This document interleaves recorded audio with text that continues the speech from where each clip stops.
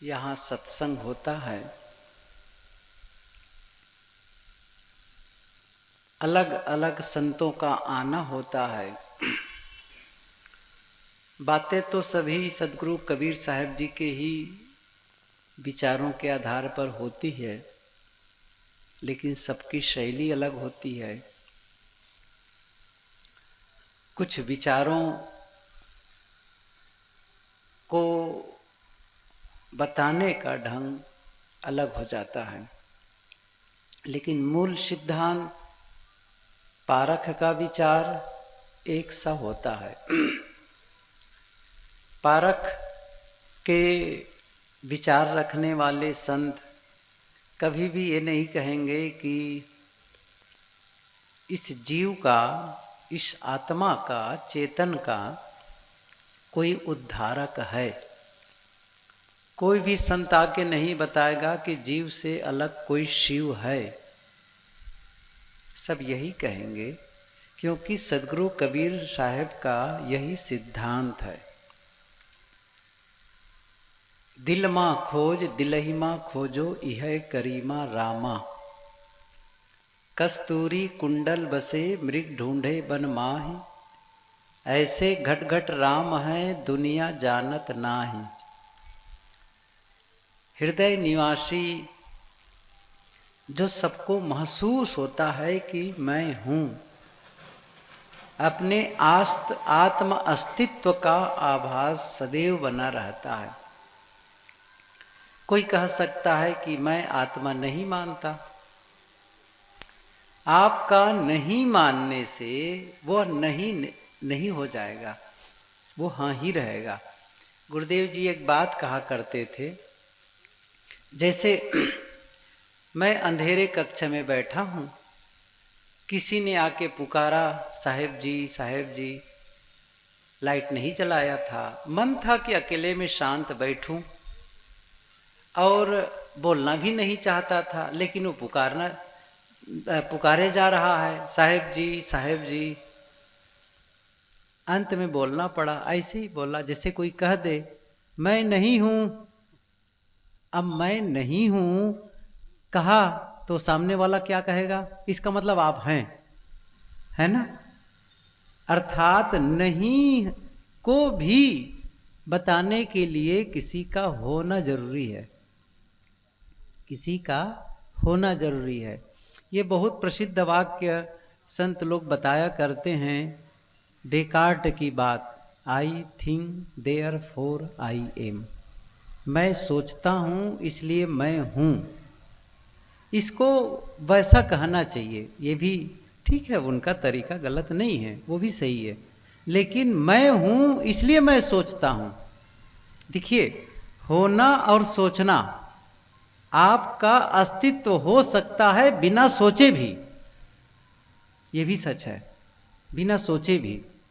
लेकिन सोचना किसी के न होने पर नहीं होगा। कोई है सोचने वाला तो उनका कहने का ढंग भी सही है। यदि कहीं विचार आ रहा है तो विचारक कोई है जहां से विचार निकल रहा है। ये भी ठीक है, कहना कोई गलत नहीं है। लेकिन बात यह है कि साहब के विचार यही हैं, आत्मा से अलग कोई परमात्मा नहीं है, कोई अलग नहीं जिससे आप ढूंढे। देवी देवता की बात है, देवी देवता भी कहीं अलग नहीं है। कोई मंदिर में जाके देवी देवता की खोज करे, तीर्थों में जाके करे, किसी नदी में जाकर के सोचे कि यहाँ स्नान करने से कुछ होने वाला है। देवी देवता साहब के अनुसार मनुष्यों में है, प्राणियों कहना चाहिए, सच तो ये है प्राणियों में है, लेकिन मनुष्यों का संपर्क बना रहता है ज़्यादा। अन्य प्राणियों से हमें कोई संकट नहीं होते हैं, बल्कि मनुष्यों से उनको संकट तो है, लेकिन दूसरों से हम अपने के लिए कोई अड़चन नहीं मानते, मनुष्यों के लिए। तो पारक सिद्धांत का क्या मानना है, कबीर साहब जी का क्या मानना है कि देवी और देवता इन्हीं प्राणियों में है। जितने नर हैं वे देवता हैं, जितनी नारियां हैं वे देवियां हैं। पूजा क्या है? उनके साथ सुंदर व्यवहार करो। बड़ा सरल है ये। उनके साथ सुंदर व्यवहार करो, यही पूजा है। अपने यहाँ प्रायः क्या होता है, लोगों के बीच जो धर्म के पथ पर चलते हैं, किसी संप्रदाय से जुड़े हैं और जैसा उनको बताया गया है, तो अभी सुन रहे थे ना प्रतिमा और मूर्ति, मैं वहीं से सुन रहा था कि लोग प्रतिमा पूजते हैं, लेकिन कबीर पंथ में मूर्ति पूजा होती है। और वो मूर्ति का मतलब है चेतन मूर्ति, वो है। तो कोई भी देवी देवता बाहर मान करके पूजा नहीं करते।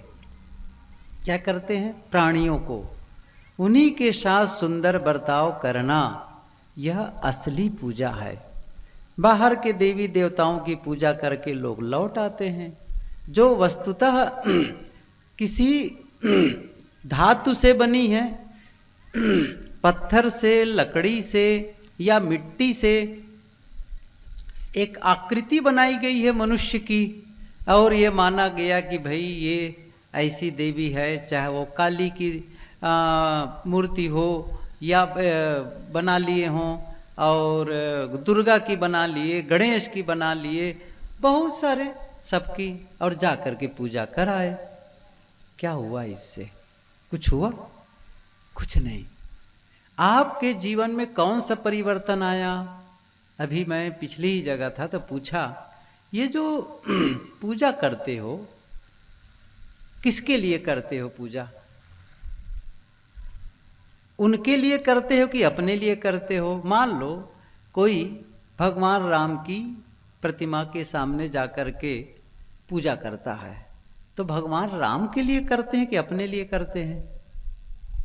कृष्ण की कोई पूजा करता हो, कृष्ण की प्रतिमा के सामने, मंदिर के सामने जाकर के पूजा कर रहा है, तो क्या इससे कृष्ण का लाभ होने वाला है?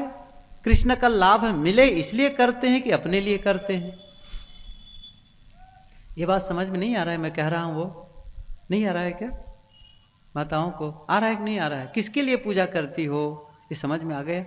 हनुमान जी की, अच्छा कबीर साहब की कोई मूर्ति बना ले, पूजे चित्र बना करके, तो क्या कबीर साहब के लिए है? कबीर साहब के लिए नहीं है, अपने लिए है ना? कोई भी पूजा पाठ किस लिए करते हैं? अपने लिए। और अपने लिए करने का क्या मतलब है?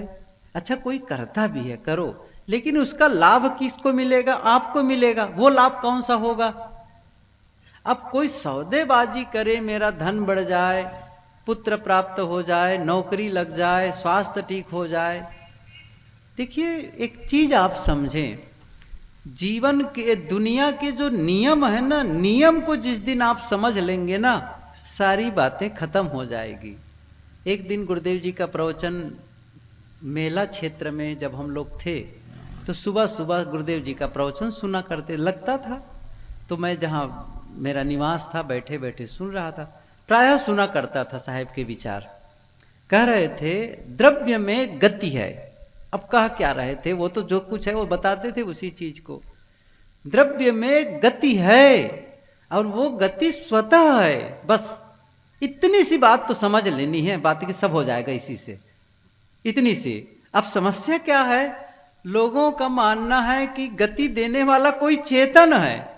इतनी सी बात समझ ले कोई ना उस मूल विषय को, सारी बातें समाधान, सारी समस्याओं का समाधान हो जाता है। अब वो मैं बहुत सूक्ष्म से इन सब चीज़ों का विस्तार नहीं करूँगा, जितना स्तर के हम समझ सकते हैं वही बातें मैं बता देता हूँ। वो क्या है कि बाहर कोई देवी देवता नहीं है और इसीलिए उनकी कोई उपासना पद्धति नहीं है अपने यहाँ।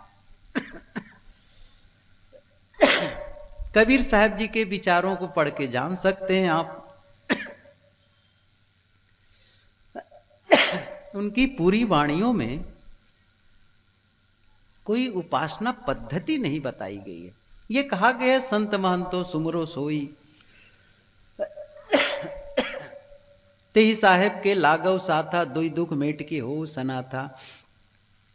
लेकिन कोई कर्म कांड का विधान नहीं बताया गया है, ऐसा नहीं किया गया है, बल्कि यह कहा गया है जो कुछ करो सो पूजा, जहां जहां डोलो सो परिक्रमा, जो कुछ करो सो पूजा।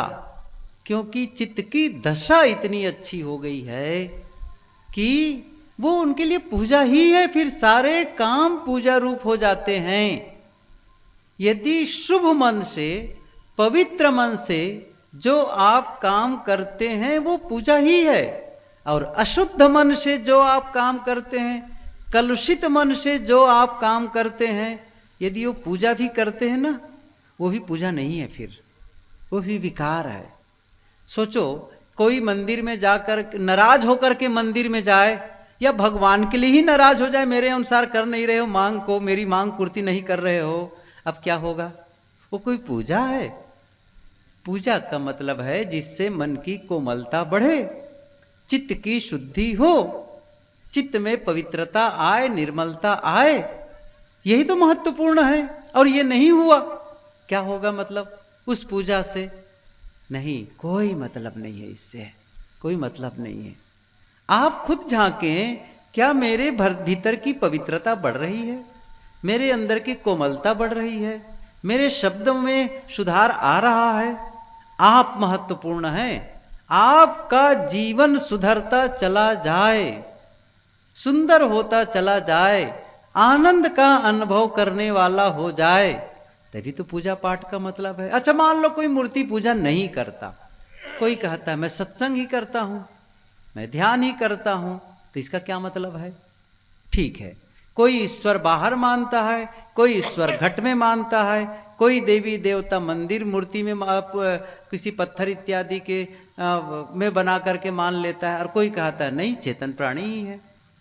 एक बात ध्यान रखो, चाहे ईश्वर अलग मानो, चाहे भीतर में मानो, करना क्या है? दोनों को एक ही काम करना है, चित्त की शुद्धि, अंतस की पवित्रता। अब एक आदमी बाहर मान के भटक रहा है उनके आशीर्वाद के लिए, यही अंतर है। क्या है? वो भटक रहा है, वो मिलेंगे तब मेरा जीवन संवरेगा, उनकी कृपा होगी तब। लेकिन जो भीतर मानने वाला है वो क्या कहते हैं? नहीं, यह मेरी जिम्मेदारी है, मैं जैसा करता हूं उसका फल मुझे मिलता है, इसलिए बाहर नहीं भटकता है। लेकिन हम सभी जानते हैं कि कई ऐसे लोग होते हैं जो इस प्रकार की पूजा पाठ में तो नहीं उलझे हैं, लेकिन फिर भी उनका जीवन देखो बड़ा कलुषित है, शब्दों का चयन भी सही नहीं है। देखो, साहब अपने समय भी ये बात कहे हैं, कबीर साहब के समय को देखो, कितने साल, 100 साल पहले की बात है, वो जानते थे ना। उन्होंने एक पंक्ति कही है, साधु भया तो क्या भया, बोले ना ही विचार। अब साधु हो गए तो उनसे तो अपेक्षा की जाती है, कबीर साहब के विचारों से परिचित हैं, उससे पूरी तरह अवगत हैं, कोई देवी देवताओं की पूजा पाठ नहीं करते, लेकिन का काम पूरा कर लिया है। तब साहब को कहना पड़ा, साधु का कपड़ा तो पहन लिए, लेकिन विचार पूर्वक बोलना नहीं सीख पाए हो। अच्छा, क्या कर रहे हो? बहुत बड़ी बात साहब कह देते हैं, हते पराई आत्मा जीभ बांध तलवार। ये कितना अलंकारिक ढंग से, मतलब उनको सूझते कैसे, ये बातें कहने का ढंग तो देखो, कितना गजब की बात साहब कहते हैं। हाथ में तलवार लेकर लोग एक दूसरे को मारते हैं, खास करके लड़ाई के समय ऐसा होता रहा। साहब कहते हैं वैसा तो नहीं कर रहे हो कि हाथ में तलवार लेकर किसी की हत्या कर रहे हो, लेकिन जीभ बांध तलवार। देखो उनका ढंग, फिर से मैं कह रहा हूं, ये पंक्ति कितना अट्रैक्टिव है। क्या कह रहे हैं? साधु भया तो क्या भया, बोले ना ही विचार। अर्थ भी करने की जरूरत नहीं है। क्या कह रहे हैं? हते पराई आत्मा जीभ बांध तलवार। अब सोचो, जीभ में तलवार बांध करके किसी आत्मा की हत्या कर रहे हो, उसको दुख पहुंचा रहे हो, इसका मतलब है आपका शब्द इतने कटुतापूर्ण हैं, इतने दुखदायक हैं इतने आहत करने वाले हैं।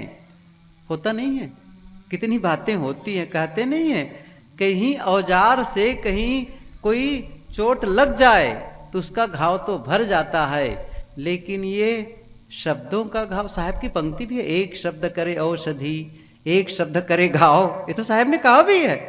बहुत सारी बातें हम लोग असल में क्या होता है, साहब की बातों को पढ़ते ही नहीं है।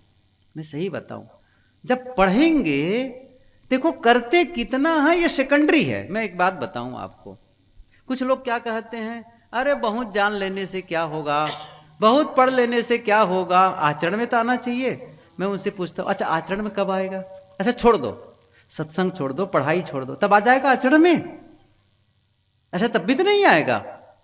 अच्छा जो लोग पढ़ते नहीं हैं और जो लोग सत्संग से जुड़े नहीं हैं, क्या वो एकदम पवित्र हो गए हैं? ऐसा कुछ नहीं है। मेरा मतलब है यही है, यही विचार आपको धकाएगा, यही है जो प्रेरित करेगा। नहीं है अभी कोई बात नहीं, हमारी वो ऊंचाई नहीं है, हमारे में वो जो विचार, अच्छे विचार हमारा जीवन का हिस्सा नहीं है। लेकिन वो कब बनेगा? जब ये विचार फिर सुनते रहेंगे, कभी तो होगा, मन में आएगा, इतने दिन से मैं सुन रहा हूं, कुछ तो जागृति आएगी। नहीं, मुझे बदलना है, मुझे जगना है, मुझे गलत नहीं करना है। ये चेतना कभी तो जगेगी, कभी तो चोट लगेगी। अब बिल्कुल डिस्कनेक्ट हो गए तब तो संभावना ही खत्म हो गई। नहीं, ऐसा नहीं करना है, जुड़े रहना है। ठीक है, हमें प्रयास करना, और वो अच्छा तो है कि हम उसके लिए कुछ अंशों में, अब कोई अच्छी बातें सुन के पूरी एक साथ में कुछ दिनों में ही पूरी घटना घट जाए, ऐसा नहीं होता है।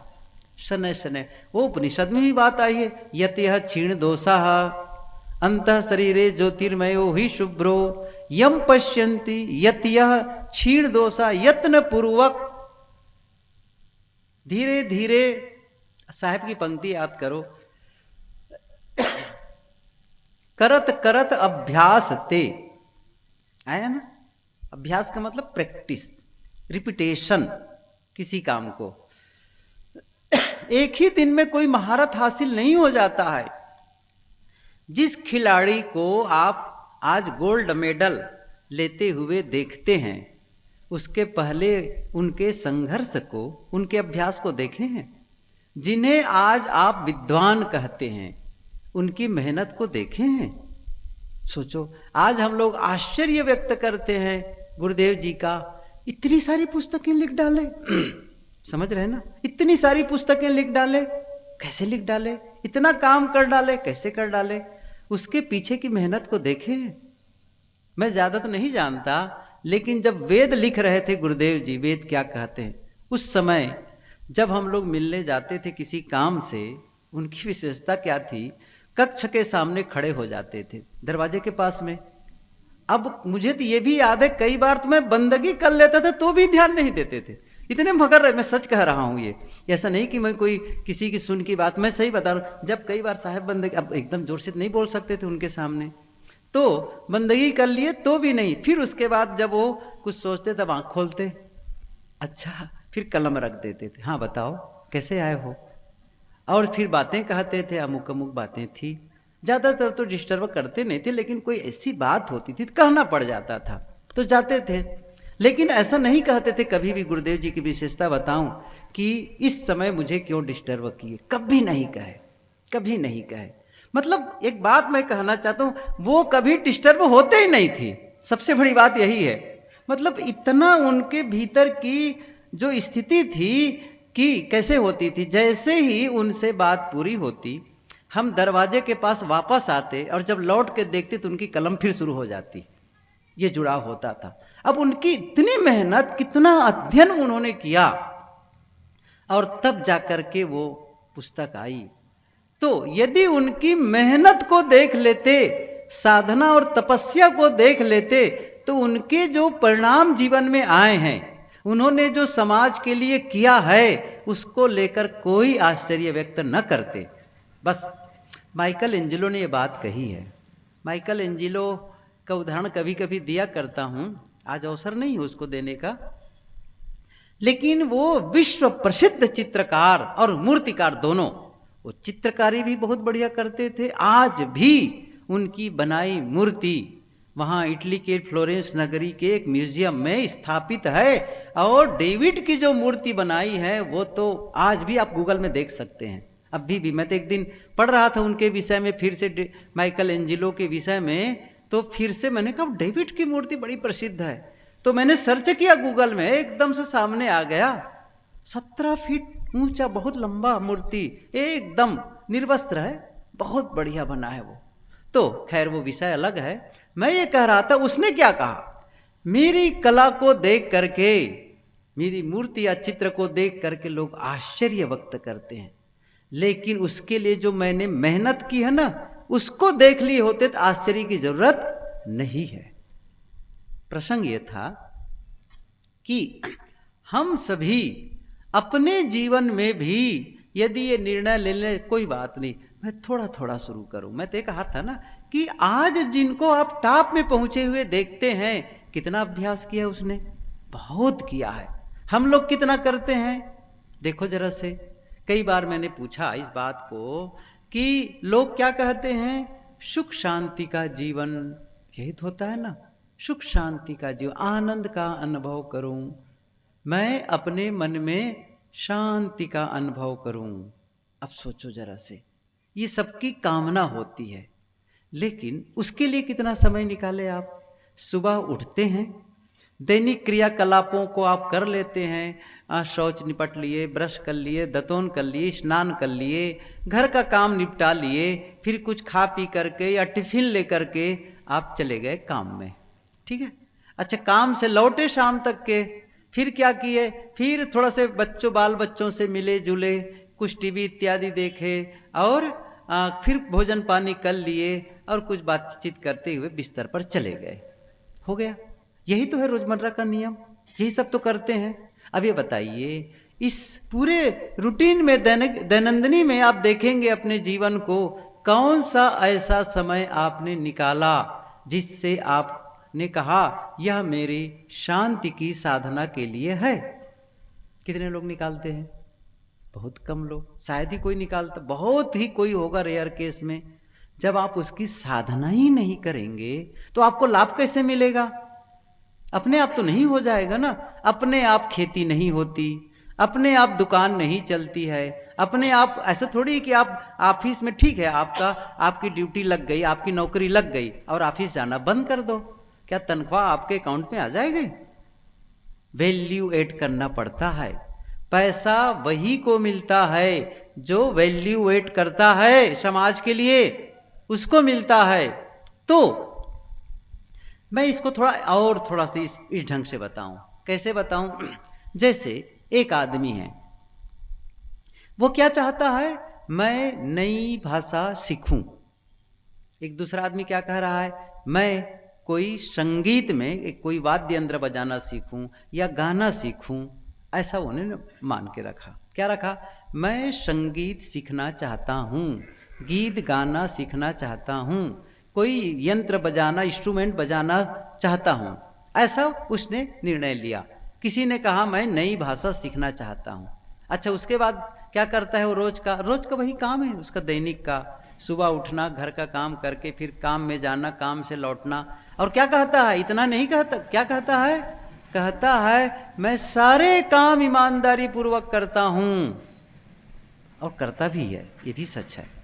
और सबके साथ सुंदर व्यवहार करता हूं, ये भी सच है। सबके साथ सुंदर व्यवहार करता है, सारे काम ईमानदारी पूर्वक करता है ना। वो गलत खाता पीता नहीं है, ये नहीं है कि बीड़ी तमाकू गांजा भांग पीता खाता है, नहीं।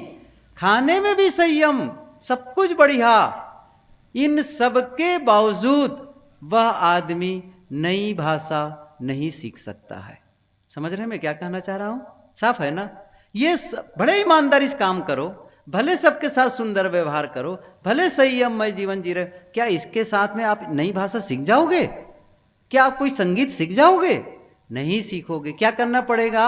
सारे काम बढ़िया करने के बावजूद आपको संगीत के लिए समय देना पड़ेगा, नई भाषा सीखने के लिए समय देना पड़ेगा। ऐसे ही है ये। आप कहेंगे मैं तो सबके साथ बढ़िया कर रहा हूं, अपनी ड्यूटी से ड्यूटी करता हूं, हक हलाल की कमाई खाता हूं, शांति की साधना किए? शायद नहीं किए। आत्म साधना किए? नहीं किए। और एक पंक्ति को याद रखिए, मैं जो कहने जा रहा हूं, जो आप जीवन में अनुभव करना चाहते हैं उसका आप अभ्यास करें, अभ्यास करें। ज्यादातर क्या होता है, लोग तमाम पूजा पाठ, देवी देवता, टोना टोटका, क्या बताऊं, अब हमारे साथी लोग बहुत इस पर बता देते हैं, इसलिए मैं इस पर विस्तार भी नहीं करता हूं। नहीं तो बहुत सारा इन सब में अंधविश्वास में लोग भटके हुए हैं। नहीं, साहब का सिद्धांत पढ़ो, साहब के बारे में उसके विचारों को सुनोगे तो न तो आपको देवी देवताओं के लिए भटकना है, न पूजा पाठ में भटकना है, मंत्र तंत्र में भटकना है, कुछ नहीं। कोई भरोसा नहीं करनी है कि मैं तीर्थ में जाऊंगा या नदी में स्नान करूंगा तब मेरे पाप कटेंगे। अरे पाप मेरे बनाए हैं, मैं इसको ठीक करूंगा? कुछ नहीं।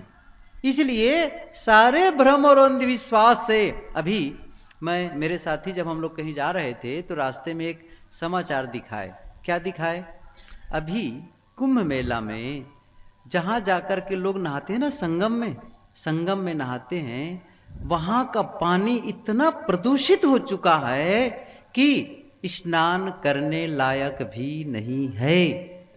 और उतना ही नहीं है, लोग क्या कर रहे हैं, बोतल में बड़े बड़े कैन में भर करके ले जा रहे हैं पीने के लिए। अब जो पानी स्नान के लायक न हो उसको पिए, किस लिए पिए? पाप कटेगा। कितनी दुर्बुद्धि है बताओ, है ना? और भटकाने वाले कौन है?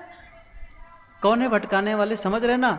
ये जो भगदड़ मचा, अभी भी जो कुंभ मेला में वहां पर भीड़ कम नहीं हो रही है, ये केवल दो लोगों की गलती है, बस दो लोगों की। बताऊं कौन कौन है? एक है धर्म नेता और दूसरा है राजनेता। ये दोनों मिल करके देश को रसातल में ले जाना चाहते हैं, ये सच्ची बात है। ये दोनों मिलकर के, ये धर्म नेता और राजनेता कहीं ठीक हो जाए ना तो हमारा देश बहुत जल्दी प्रगति कर ले जाए, बहुत जल्दी प्रगति कर ले जाए। ये इतनी 144 साल ये जो हल्ला मचा दिया है ना, 144 साल के बाद ऐसा अवसर आया है। आपके जीवन भर में कभी अवसर आने वाला नहीं है। अमृत स्नान कर लो। क्या दशा हुई और अभी भी क्या हो रही है, मतलब कमाल का भटकाने वाले हैं। और दुनिया को तो ऐसे ही है, फ्री में कुछ मिल जाए बस, है ना, बिना किए कुछ ना करना पड़े और सब मिल जाए। साहब ने क्या कहा है? बिना दाम काम न आवे। आपने दाम दिया है? आप क्या उस योग्य हैं? नहीं हैं। आपको कैसे मिल जाएगा? जो सूत्र मैं प्रायः कहा करता हूं, हमें वह नहीं मिलता जो हम चाहते हैं, हमें वह मिलता है जिसके हम योग्य होते हैं। मैं रिपीट कर रहा हूं इस वाक्य को, हमें वह नहीं मिलता जो हम चाहते हैं, हमें वह मिलता है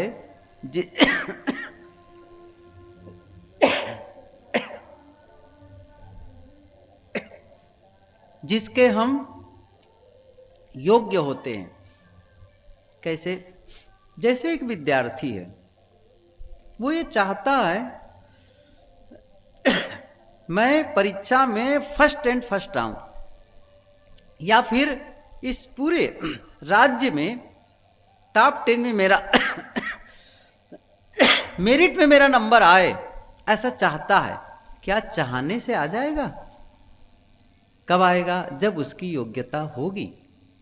योग्यता को विकसित कर सकते हैं अपनी, ये सबसे बड़ी बात है। हम अपनी योग्यता को विकसित कर सकते हैं, उस योग्य बन सकते हैं जो हम चाहते हैं। लेकिन चाहने मात्र से नहीं होगा। एक विद्यार्थी पढ़ लिख, उसकी पढ़ाई पूरी हो गई, पूरी डिग्री हासिल कर ली, अब क्या चाहता है? मैं कलेक्टर हो जाऊं। चाहने से नहीं होगे भाई। कब हो गए? जब आपकी योग्यता होगी, उस योग्य होगे तो उस पद पर पहुंच जाओगे, ऐसे थोड़ी हो जाओगे। नहीं, जैसे बाहर एक गाड़ी खड़ी है, कार, मैं वहां जाकर खड़ा हो जाऊं और ये कहूं ऐसी कार मैं चाहता हूं, तब मुझे क्या प्रश्न पूछना चाहिए? क्या इस कार को पाने की योग्यता मेरे में है? यदि उस कार को पाने की योग्यता मेरे पास शक्ति है, आर्थिक शक्ति, धन की शक्ति है, तब तो कार एक फोन करने मात्र से कंपनी वाले घर में लाके खड़े कर देंगे। और बिना योग्यता के कार ले लिए, वो क्षमता है नहीं है, वो शक्ति है नहीं है, और कार खरीद लिए, बैंक के सहारे से हर महीना पटाऊंगा। क्या हुआ? समझ रहे ना? और क्या हुआ जब आप पैसा नहीं जमा कर पाए, तब क्या हुआ? बैंक वाले गाड़ी को खींच के ले जाते हैं। योग्यता। अब मैं जो कहना चाहता हूं उसको बताता हूं। हम क्या चाहते हैं? मैं सुख शांति का जीवन जीऊं, परिवार में आपस में प्रेम पूर्ण रिश्ते हों, ऐसा चाहते हैं। मेरा मन शांत और आनंद का अनुभव करे, मैं समृद्धि का अनुभव करूं। चाहने से नहीं होगा। क्या होगा? आप उसके योग्य हैं तो क्या करना है? योग्यता बढ़ाइए। कभी पूछो, क्या मैं सुख शांति पाने की योग्य हूं? क्या मैं मोक्ष के योग्य हूं? क्या मेरी विशेषता है जिससे मुझसे मोक्ष मिले? कौन से एफर्ट मैं कर रहा हूं मोक्ष के लिए? गुरुदेव की पंक्ति है कि जब नित्य रहना चाहते हो स्वयं अकेले आप ही, तब आज से ही हो अकेले, सब मिटाए परिताप ही। मोक्ष में क्या चाहते? मोक्ष की घटना कैसे घटती है? आप अकेले हो जाते हैं, ना वहां किसी से मिलना है, कोई वार्ता नहीं, न खाना है, न पीना है, न देखना है, न सुनना है, कोई दूसरा तत्व है ही नहीं है, पूरी तरह से अकेले। आज क्या हो रहा है? आज तो 10 मिनट भी अकेले रहना कठिन हो गया है ना? आज तो न हम तन से जुड़े हों तो मन से जुड़े हुए हों। जब आप अकेले बैठते हैं तो क्या होता है? जैसे आंख बंद किए मन में बहुत सारे विचार आते हैं, और विचार कौन से आने लग जाते हैं? या तो पदार्थों की याद आती है, या प्राणियों की याद आती है, या घटनाओं की याद आती है, या अतीत की याद आती है, या फिर भविष्य की कल्पना होती है। तो जब भी आप सोचते हैं विचार आता है, इसका मतलब आपका पर से जुड़ाव है, स्व से नहीं, पर से। आपका मन कहाँ है? पर में। और जहां जहां ध्यान जाता है वहीं वहीं ऊर्जा चली जाती है। ये नियम है।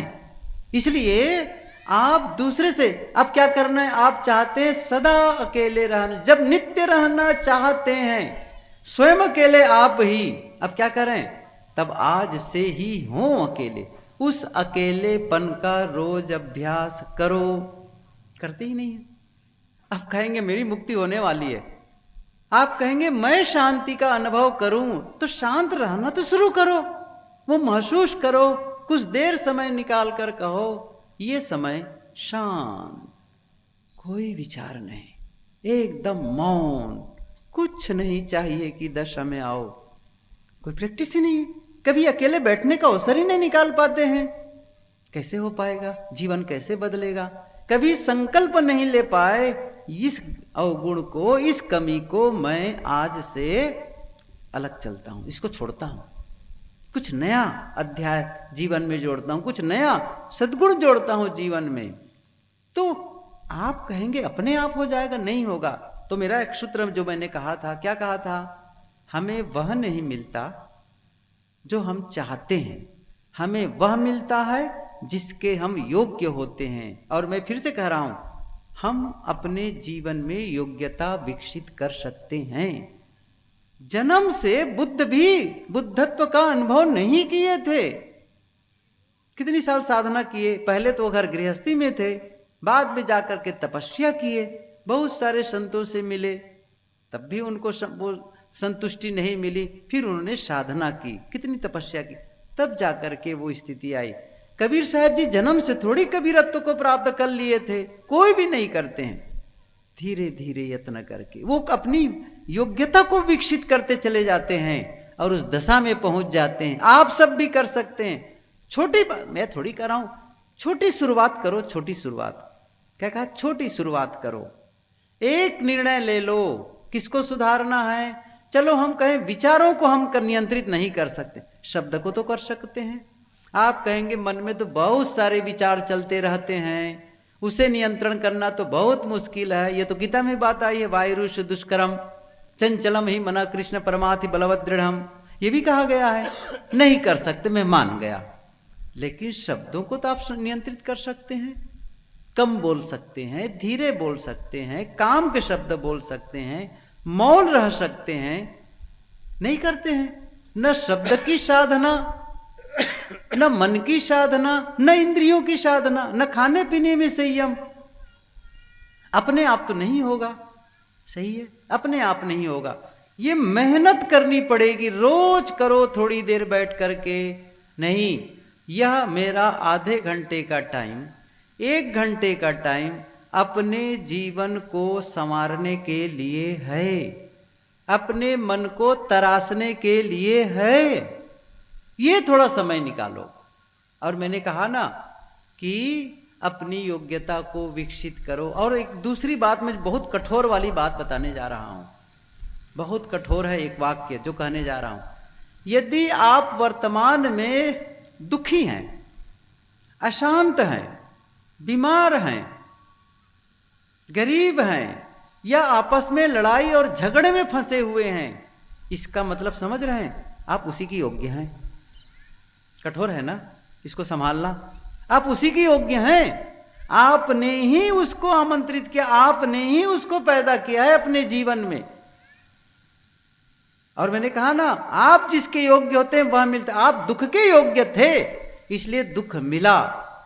लेकिन साथ साथ मैं यह भी बता देना चाहता हूं, आप में यह भी योग्यता है कि आप दुख को छोड़ करके सुख में भी जा सकते हैं। और मैंने कल कहा था ना, मन पसंद के रास्ता चुनने की स्वतंत्रता। कभी भी उस रास्ते से आप यू टर्न ले सकते हैं, कभी भी शब्दों का बदलाव कर सकते हैं, कभी भी अपने कर्मों में बदलाव कर सकते हैं। निर्णय ले लो बस। नहीं जी, ऐसे शब्दों का प्रयोग नहीं करना है। नहीं, अब मुझे ऐसे काम नहीं करना है। अब मेरे खुद के लिए समय निकालना है। रोज थोड़ी देर बैठ के मैं अध्ययन करूंगा, रोज थोड़ा सा साधना करूंगा, ध्यान करूंगा, थोड़ा सत्संग सुन लूंगा और अकेले में चुप बैठूंगा। उस समय न पढ़ाई करूंगा, उस समय न सत्संग सुनूंगा, बस शांत, एकदम मौन। अभ्यास करो थोड़ी देर के लिए। नहीं करेंगे, नहीं होगा काम। ये आप समझ लो, नहीं होगा। और थोड़ा सा चिंतन, ध्यान दो। मैंने क्या क्या कहा? स्वाध्याय, सत्संग, है ना, ये प्रारंभिक है। फिर उसके पश्चात में क्या कहा? ध्यान। और उसके पहले ध्यान के चिंतन। चिंतन, और चिंतन का मतलब होता है, गुरुदेव जी कहते थे, वास्तविकता को सोचना। एक है मनोविलास। कोई बहुत रजोगुणी वाला सोच रहा है, ऐसा हो जाए, वैसा कर लूंगा, इतना धन बढ़ जाएगा, इतना बड़ा मकान हो जाएगा, ऐसी हो जाएगी। बड़ा ये रजोगुणी वृत्ति, और विस्तार और विस्तार। अरे संसार से चाहिए क्या? आप देखो, गुरुदेव जी कहते थे, पेट भर भोजन मिल जाए, तन में कपड़ा मिल जाए, रहने की कोई छाया मिल जाए, और मन शांत और प्रसन्न रहे, जीवन का काम पूरा हो गया। और क्या चाहिए आपको? पेट भर भोजन मिल रहा है, खाने को पहनने को कपड़े मिल रहे हैं, रहने के लिए जगह मिल गई है, और मन खुश रहता है, शांत प्रसन्न रहता है। हो गया ना संसार काम। लेकिन ये काम नहीं करेंगे लोग। क्या करेंगे? इतना बड़ा मकान चाहिए, इतने कीमती कपड़े चाहिए, अब स्टैंडर्ड बढ़ाने में लग गए हैं। सही है ना? फिर जमा में और चाहिए, और चाहिए, कितना और चाहिए। चाहे आप करोड़ों कमा लो, चाहे आप थोड़े कमा लो, अंत में छोड़ के जाना है। गुरुदेव जी कहते थे, किसको प्रगति कहते हो? किसको प्रगति कहते हो? अरे प्रगति का मतलब क्या निकलता है? उतनी तो चाहिए आपको। जैसे हमको भोजन चाहिए, भोजन चाहिए, कितनी रोटी चाहिए? ज्यादा से ज्यादा 4 रोटी चाहिए बस। और हमारे पास में 10,000 रोटियां रख दे।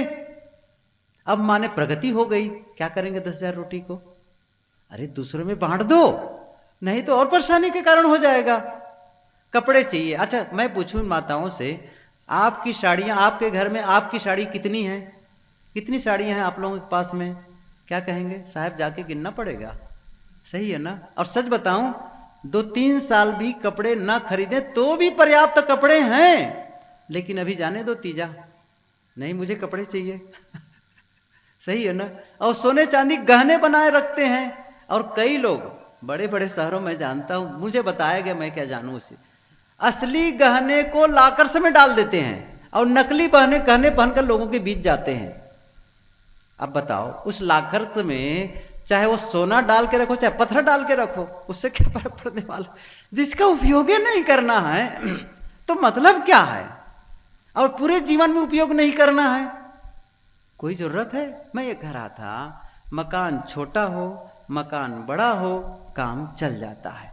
गाड़ी छोटी हो गाड़ी बड़ी हो, काम तो हो रहा है ना। अब यहाँ पर कोई अपनी गाड़ी से आए हैं, एयर कंडीशन गाड़ी से, कोई बस से आया होगा, कोई मोटरसाइकिल से आया होगा, कोई साइकिल से आया होगा, कुछ लोग पैदल आए होंगे। आने का काम पूरा, उसके बाद क्या करना है? सत्संग से लाभ। अब सत्संग से लाभ उसको भी मिल रहा है जो गाड़ी से आए हैं, मोटरसाइकिल से, उसको भी मिल रहा है। अच्छा पैदल आए उसको नहीं मिल रहा है नहीं मिल रहा है, उसको भी मिल रहा है। इसका मतलब मैं ये कहना चाहता हूं, जो सादा भोजन करके जीवन बिता रहा है वह भी जीवन का लाभ ले सकता है, कल्याण का काम कर सकता है। और बहुत ज्यादा जिसको क्वालिटी मानते हैं वैसा भोजन करने वाला भी वही काम कर सकता है। ये थोड़ी है अरे बहुत स्टैंडर्ड भोजन करने वाले बढ़िया भजन करेंगे, ऐसा है क्या? जो रोज दूध मलाई काजू किशमिश खाता है वो बढ़िया भजन करेगा, जो सादा भोजन दाल भात रोटी सब्जी खाता है वो भजन नहीं कर पाएगा, ऐसा कोई नियम है? जिसके शरीर में 1000 रुपये मीटर का कपड़ा है उससे भजन बढ़िया होगा, और जिसके शरीर में 200 रुपये मीटर का कपड़ा है वो भजन नहीं कर पाएगा, ऐसा कोई बांडेड है? भजन करने का सबको अवसर है तो वो कर लो बस।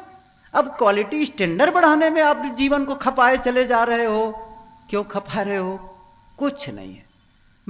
मेरा मतलब ये नहीं है कि आप अपने लिए धन की वृद्धि ना करो, बढ़िया मकान ना, सब कुछ करो, लेकिन अपने को खो कर नहीं, ये ध्यान दो, अपने को बेच कर नहीं, अपने समय को अपनी जिंदगी को बेचे चले जा रहे हो उसके लिए, जिससे आप पा करके अपने को खो रहे हो, अपने को बेच रहे हो, उन सबको देकर आप लौटान। गुरुदेव जी ने ये बात लिखी है, कभी आप बीजक व्याख्या पढ़ें, कबहू न भयऊ संग और साथा, इसकी व्याख्या में लिखते हैं गुरुदेव जी।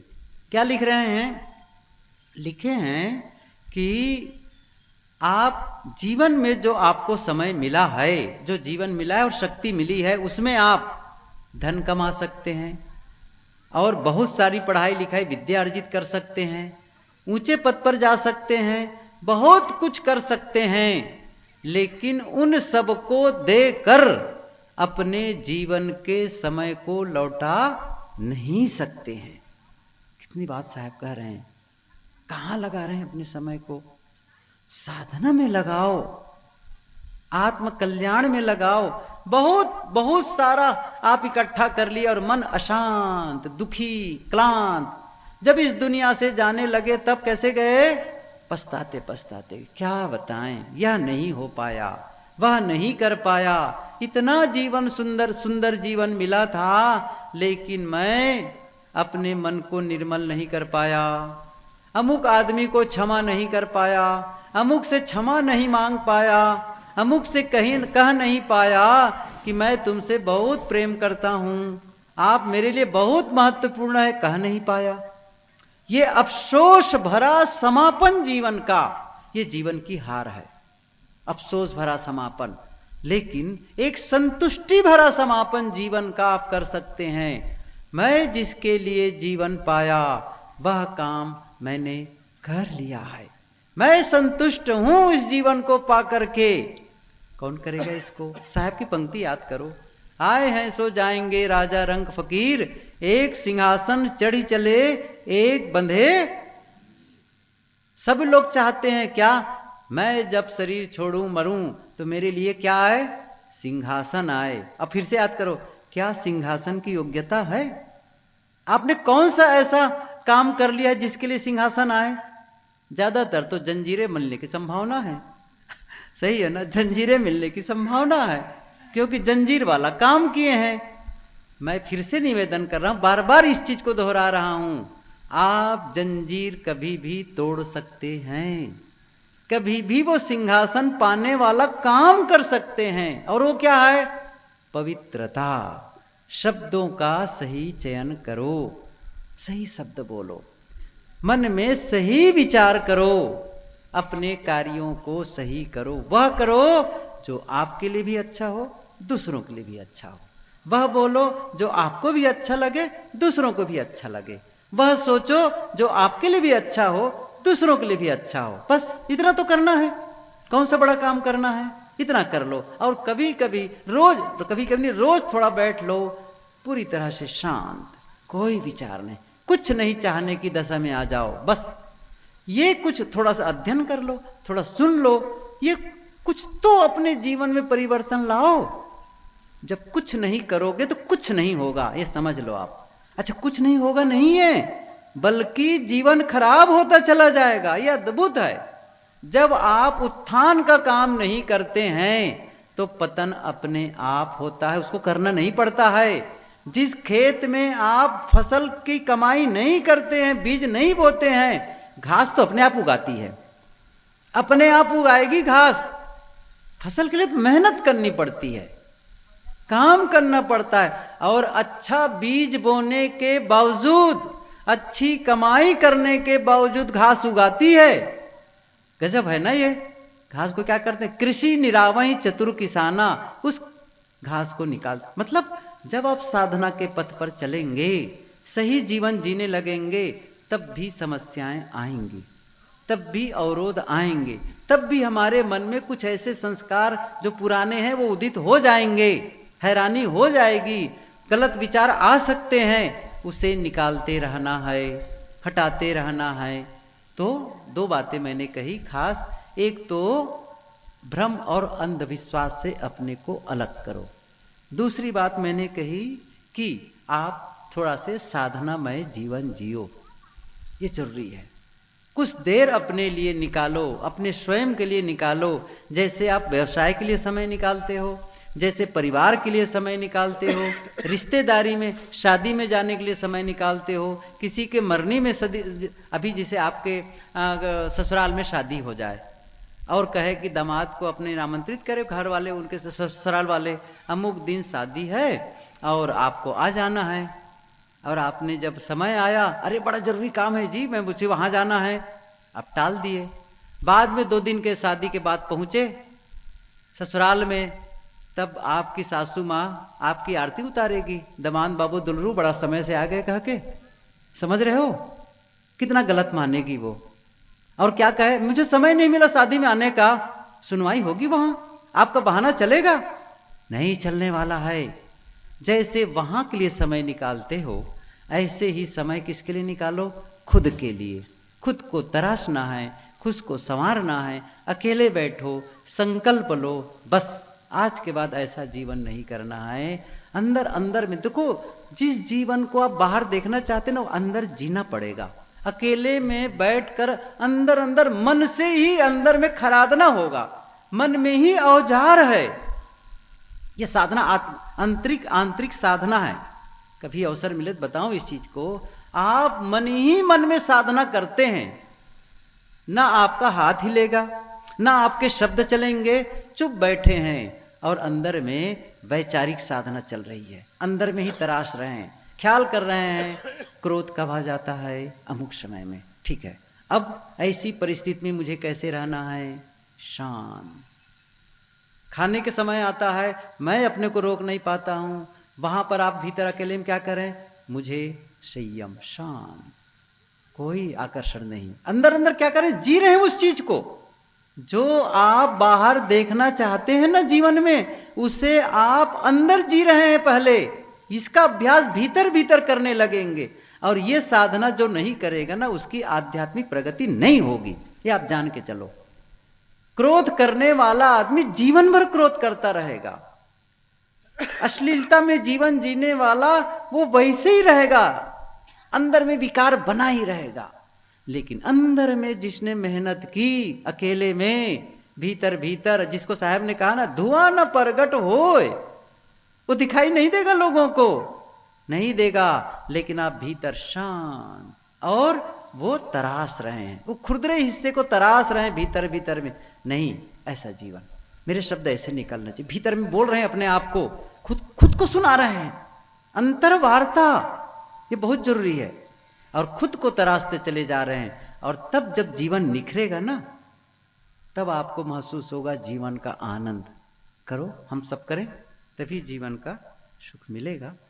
और कुछ बातें कड़वी, कुछ बातें काम की मैंने कही, लेकिन आप लोगों को धन्यवाद है जो बिना कहानी किस्सा की बातें और थोड़ा से कठोर बातें भी आप लोग सुनते रहें।